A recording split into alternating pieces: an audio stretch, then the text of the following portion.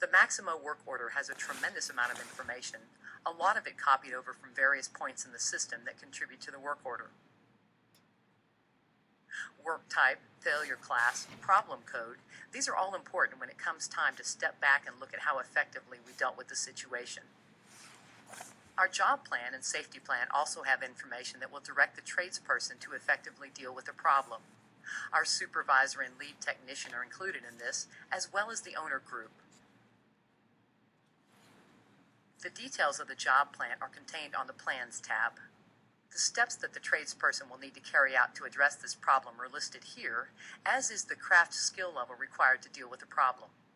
All materials that are required to deal with this situation are listed here as well. Now let's get the work order sent into our mechanic's wireless device. We'll now leverage our wireless LAN to send this work order out to the mobile technician. He reviews the work list in his queue and ultimately selects work order 1184, the one that was generated as a result of our alarm condition. It's important that he indicates, for time capturing purposes, that he's started the work. He selects the green dial, at which point the clock has now started capturing his labor to be posted against this work order. This change in condition is indicated by the change in color.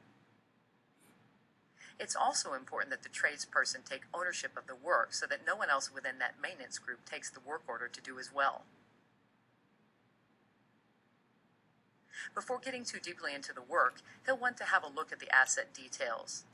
These have come over directly from Maximo as part of the work order.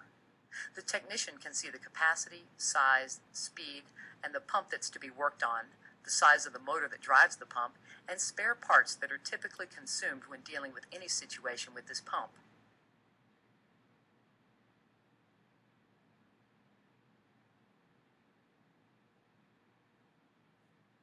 Now it's time for the mobile technician to correct the problem and provide appropriate feedback.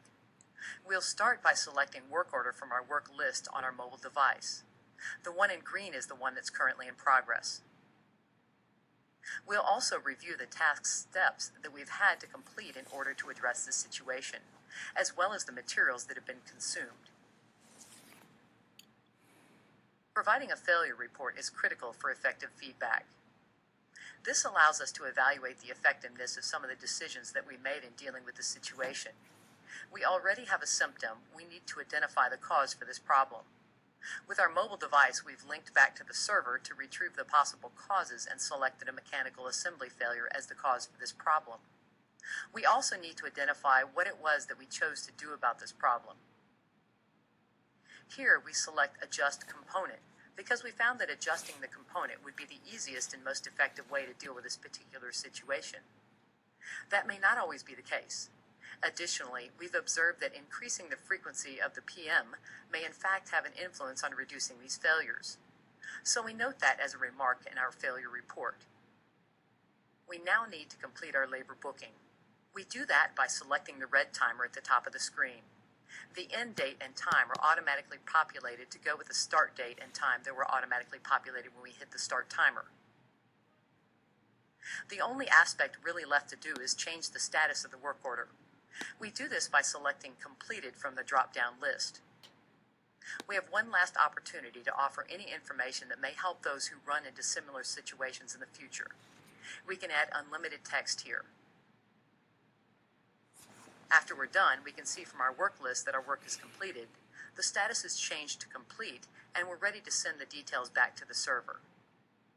There are 4 key elements to optimizing the uptime of your assets. First, leverage all of the data from your smart devices.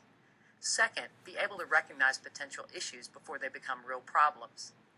Third, respond with an approach that you know is going to work. And last, have the experience and information that you gather contribute to a continued improvement strategy.